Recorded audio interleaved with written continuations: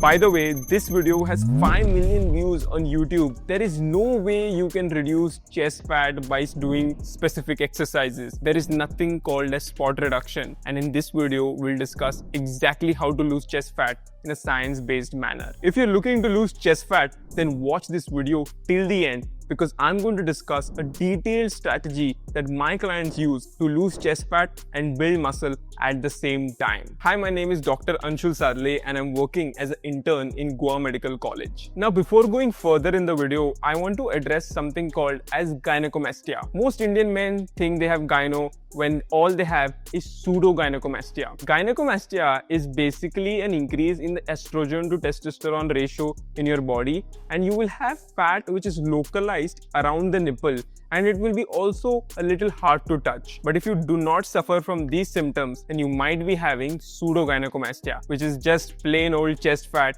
sitting around, and that is what we are going to address in today's video. I have personally lost chest fat and transformed from an average physique to an athletic physique while maintaining a hectic schedule during my MBBS. In fact, I have trained more than 150 clients, helping them to lose belly fat and build muscle in just under 90 days. If you're looking to do the same, then book a consultation call with the link in the description and get started. For many men, chest is the most frustrating area when it comes to fat loss. You can be dedicated to your training and nutrition and even see noticeable progress in your arms, legs, and hell, even your belly, but the chest remains stubborn as hell. Now, this isn't a result of failure of effort or your plan going wrong. It is deep-rooted in your unique physiology, and that is why we are going to discuss in the first half of the video scientifically why chest fat is one of the most stubborn areas to lose fat from. Quick science lesson loading up, but extremely crucial. Think of your fat cells or adipocytes covered in tiny docking stations or receptors. When it's time to burn fat, your brain and adrenal glands release catecholamines, which are hormones. These are the messengers that travel through your bloodstream and tell the fat cells to release fatty acids. However, all receptors are not created equally. They fall into two categories when it's related to fat loss. First up is the beta-2 receptor, which gives the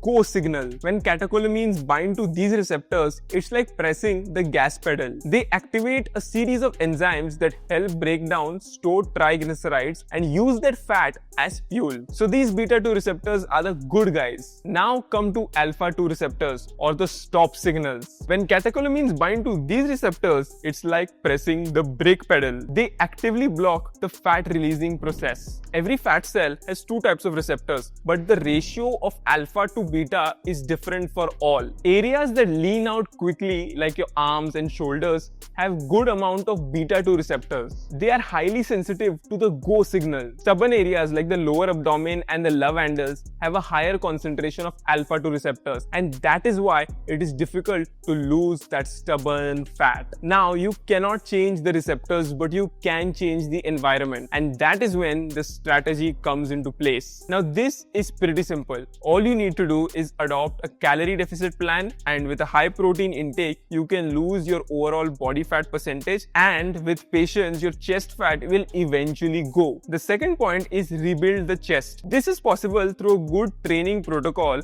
that targets your chest muscles and takes them to failure in order to build that chest muscle. A chest with significant muscle mass and a lower body fat percentage looks much more impressive than a chest with low muscle mass and high body fat. Now, let's go deep dive into the strategies I discussed. Revealing the chest is only going to be possible by maintaining that calorie deficit. If you consume lesser calories than you burn, then you will lose body fat. And you can't spot reduce chest fat. No amount of bench press, incline dumbbell press, flies are going to help you lose the chest fat. It's only going to be possible with a simple calorie deficit plan. And how to plan this calorie deficit, let's discuss. The first step is finding out your maintenance calories from an online calculator and eating 500 calories less than this. When you do this, most people make a mistake of lowering the protein intake as well. To actually get good results, you need to eat at least 1 to 2 gram per kg of your body weight to build that chest muscle. Because if you don't do this, then all your efforts in the gym are going to be wasted. So first step, maintenance calories. Second step, lower 500 calories.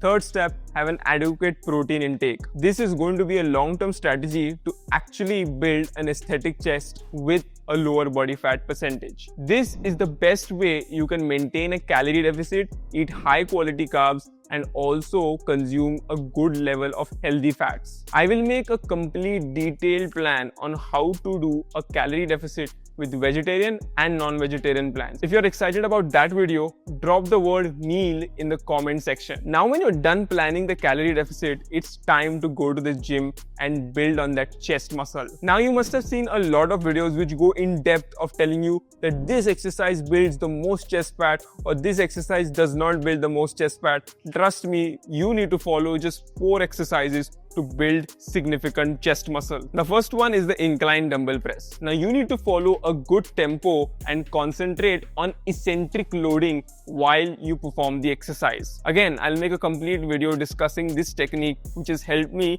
drop tons of body fat and build significant muscle. The second one is the flat bench press. This one helps you to target all the 3 muscles of the chest and helps you to lift heavier weights without compromising the form. The third one is the chest flies, and as simple as a machine fly will do for this exercise. Try again to take the weights closer to failure and maintain a good tempo. Now the fourth exercise is called as patience. If you don't have patience, then any of the things that I discussed in this video will be useless. Don't go for random videos on the internet which tell you that this training protocol or that diet plan will work for you. It's a simple thing as maintaining a calorie deficit and hitting the gym adequately with good tempo, technique, and taking the weights to failure. That's all from this video. We discussed the science, the protocol, the calorie deficit to help you lose chest fat in a science-based manner.